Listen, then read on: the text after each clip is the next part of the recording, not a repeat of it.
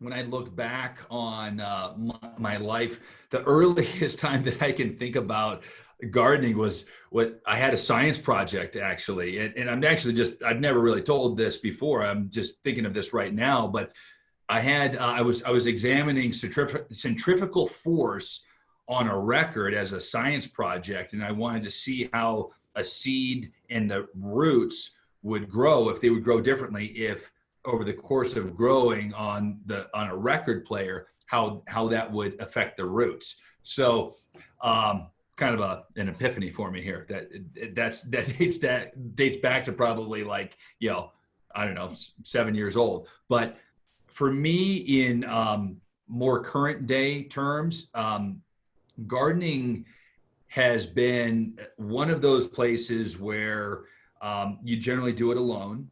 You're generally going into silence. And, if you compare what you would do in a garden to what you would do in an office with other people and phones ringing and emails coming in and your phone, text message, alarm chiming at you, this to me is a time to kind of get my head straight. For me to be more in control of my mind than my mind being in control of me.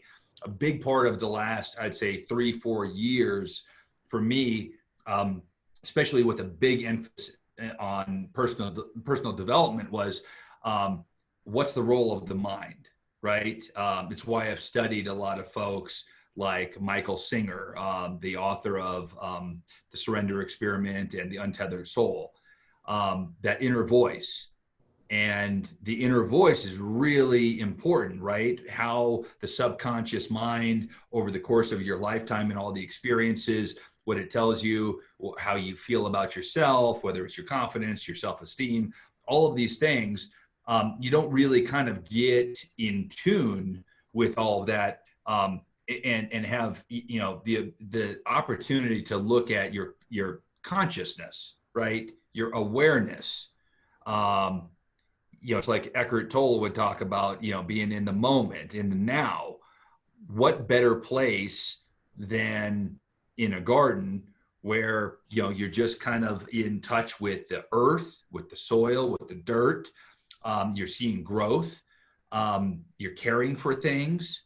You're going beyond yourself.